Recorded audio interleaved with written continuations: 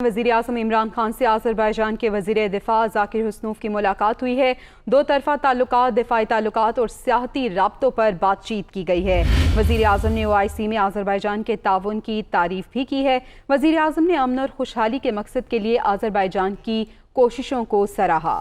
وزیر دفاع حسنوف نے آذربائیجان کے صدر کی جانب سے وزیر اعظم کو مبارکباد پیش کی۔ آذربائیجان کی افواج کا دستہ 23 مارچ کو پاکستان کے قومی دن کی پریڈ میں شرکت بھی کرے گا۔ اہم ملاقات تھی۔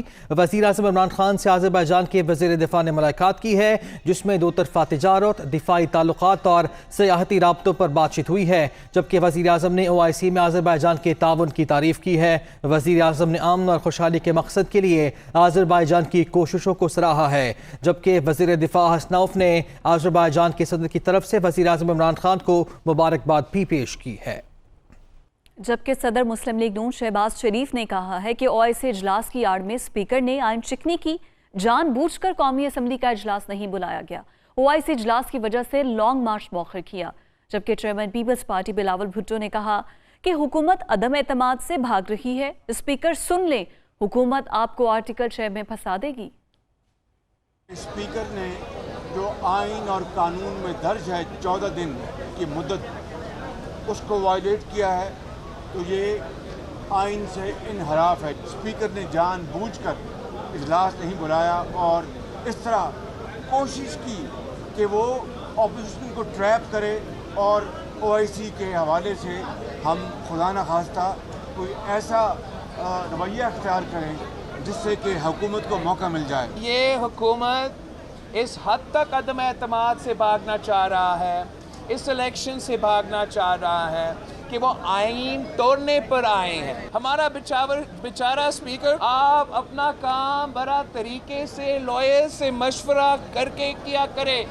یہ لوگ آپ کو آرٹیکل 6 میں پھنسائیں گے۔ ممبران پارلیمان کا حق ہے کہ وہ ووٹ ڈالیں اور کوئی ان کا ووٹ ابسٹرکٹ نہیں کر سکتے، مگر ہمارا اعلیٰ عدلیہ انشاءاللہ تعالی امید یہی ہے کہ ہمیشہ وہ کسی سیاسی سائیڈ نہیں لیں گے، لیکن امید یہ ہے کہ وہ آئین کا سائیڈ لیں گے۔ اور اسی پر حکومتی موقف بھی سامنے آ گیا۔ فواد چودھری نے کہا ہے کہ اپوزیشن نے اپنے ذاتی مفاد کے لیے OIC اجلاس کو سبوتاش کرنے کی کوشش کی ہے۔ قومی اسمبلی کا اجلاس 25 مارچ کو ہوگا تو کون سی قیامت آ جائے گی؟ مسلم لیگ نون منظم سازش کے تحت پاک فوج کے خلاف مہم چلا رہی ہے۔ بابر اعوان نے کہا کہ اسپیکر نے قواعد کے مطابق اجلاس بلایا ہے۔ اپوزیشن کو تکلیف ہے، اگر 22 تاریخ کو اجلاس نہیں ہوا تو 25 کو ہو رہا ہے۔ 3 دنوں میں کون سی آپ کی قیامت آ گئی ہے؟ مجھے آپ بتائیے، جتنی OIC کے خلاف اس اپوزیشن نے کیمپین کی ہے، اتنی تو انڈیا اور اسرائیل نے مل کے کیمپین نہیں کی ہے۔ ان مولویوں نے یہ جو سارے ہمارے خلاف آج کھڑے ہیں، سوائے دین فروشی کے کیا ہے؟ کیا قیامت آ جاتی اگر آپ یہ ریزولوشن 10 دن بعد موو کر دیتے ہیں؟ لیکن نہیں ہوا۔ تمام ایفرٹ اس وقت ہمیں نظر آتی ہے پاکستان کے مفادات کو زد پہنچانے کی۔ عمران خان ڈٹ کے کھڑے ہیں۔ ہم نے اپنے لوگوں کو 7 دن کا نوٹس دیا ہے، موقع دیا ہے، وہ واپس آ جائیں۔ اگر واپس نہیں آتے ان کی ڈسکوالیفیکیشن ہوگی ساری عمر کے لیے انشاءاللہ تعالی۔ فوج کے اوپر جس میں سارا PMLN کا میڈیا سیل ملوث ہے، PMLN کا میڈیا سیل PTI کے DPs بنا کر ان کے نام چینج کر کے فوج کے خلاف مہم چلا رہا ہے۔ یہ ان کا خیال ہے کہ فوج میں اور PTI میں تفرقہ ڈالیں گے۔ ہم نون لیگ نہیں ہیں جو چھوٹی سی بات کے اوپر فوج کے خلاف جو ہے وہ بغاوت کے اوپر اتر آئے، یا چھوٹی سی بات کے اوپر فوج کے خلاف سازشیں شروع کر دیں۔ کبھی چور اور سپاہی بھی مل کے چل سکتے ہیں؟ یہ تو سارے چور ہیں، ان کے ساتھ سپاہیوں کا کیا تعلق ہے؟ اسپیکر صاحب نے آئین کے عین مطابق اپنا ڈیٹ طے کی ہے 25 تاریخ کی۔ یہ ساری پارٹیاں آج جو کہہ رہی ہیں کہ ہم نہیں ہونے دیں گے یہ اجلاس، اور پھر پہلے زہر اگلتے ہیں پھر زہر چاٹنا پڑ جاتا ہے، وہ سارے اس میں موجود تھے۔ سب نے یونینیمسلی یہ ہاؤس جو تھا وہ 23 تاریخ کے لیے اور اسلامی سربراہی کونسل کے اجلاس کے لیے، جو OIC کی منسٹرز کونسل کے اجلاس کے لیے وہ دیا ہے۔ صدر سپریم کورٹ بار احسن بھون نے کہا ہے کہ وکلاء قانون و آئین کی بالادستی چاہتے ہیں، ملک کے نظام کو جمہوری عمل کے تحت چلایا جائے۔ آج بھی اسپیکر ایک جماعت کو سپورٹ کرنے کے لیے آئین کو پامال کر رہے ہیں۔ मुल्क में रूल ऑफ लॉ और कानून और आइन की बालादस्ती होनी चाहिए। किसी अदारे को आइन को पामाल करने की इजाज़त नहीं देनी चाहिए। यहाँ डिक्टेटर्स जो हैं वो आइन को पामाल करते रहे। ये एलिगेशंस आए कि अदालतों के ज़रिए जजमेंट मेड लॉ के ज़रिए आइन की प्रोविजंस को रिडंडेंट किया गया, और आज पार्लिमान में आप देखें आइन को पामाल किया जा रहा है कि स्पीकर सिर्फ एक हुकूमत को, एक पार्टी को सिर्फ और सिर्फ सपोर्ट करने के लिए वो आइन के आर्टिकल 95 और 54 को बाकायदा तौर पे रिडंडेंट करार दे रहे हैं। मुआविन खुसूसी शहबाज गिल ने कहा है कि सुप्रीम कोर्ट बार की शहबाज शरीफ के साथ प्रेस कॉन्फ्रेंस मुनासिब नहीं। अपोजिशन की जलसा रोकने की साजिश अदालत उज़्मा ने मुस्तरद कर दी। सुप्रीम कोर्ट बार को रूह रवा बनाने की कोशिश भी नाकाम हो गई। स्पीकर के खिलाफ ऑब्जर्वेशन न आने से हिज़्ब इख्तिलाफ के गुब्बारे से हवा निकल गई। वो मीडिया से गुफ्तगू कर रहे थे। अदालत में पूरी कोशिश थी कि जलसे कैंसिल करवा दें। सुप्रीम कोर्ट बार शहबाज शरीफ के साथ खड़ी होकर बात कर रही थी, ये मुनासिब नहीं है। एक तो जो इनकी साजिश थी कि जलसे को ख़त्म कराया जाए, तो वो अदालत ने कहा है कि ये नहीं हो सकता। पहली डिफीट ये हुई। दूसरी डिफीट ये हुई कि सुप्रीम कोर्ट बार के लिए कोशिश की गई कि उन्हें रूह रवां बनाया जाए।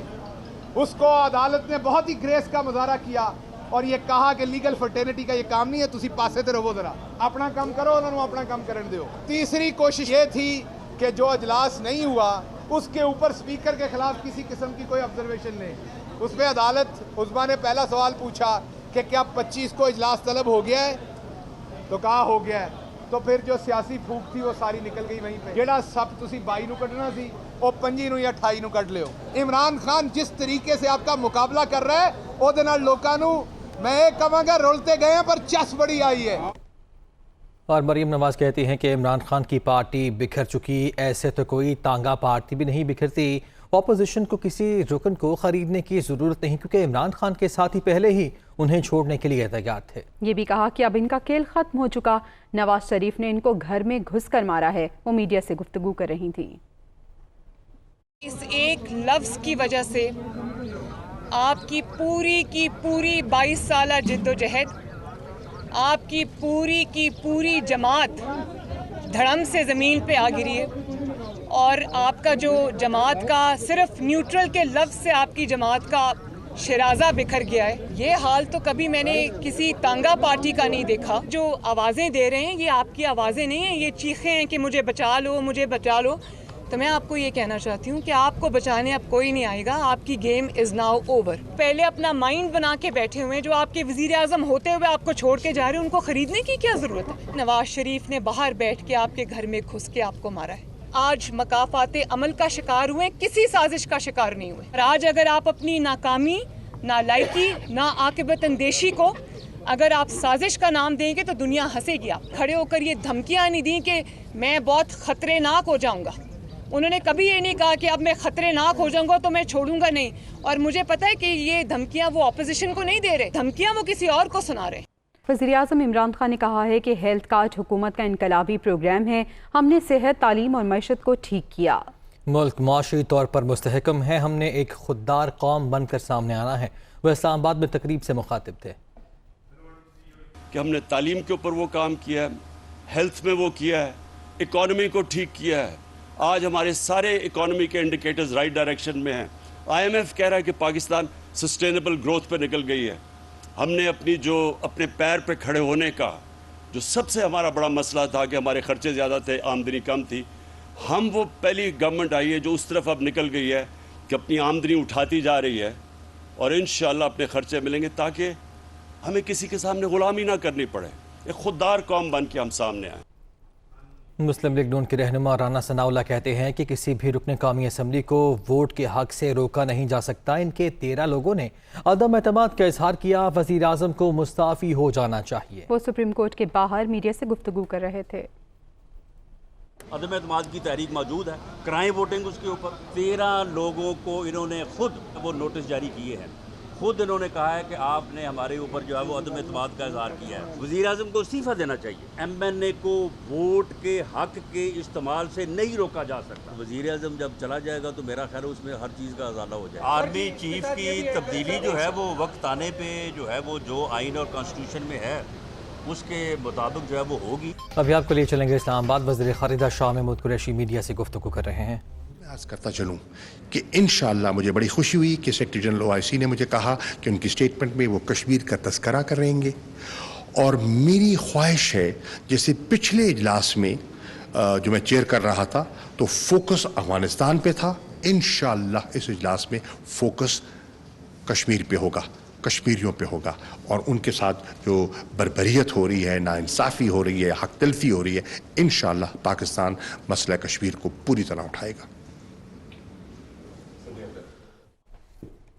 वज़ीर ख़ारिजा शाह महमूद कुरैशी गुफ्तगू कर रहे थे मीडिया से। OIC के हवाले से उन्होंने कहा कि OIC के इजलास में फोकस कश्मीर और कश्मीरियों पर होगा।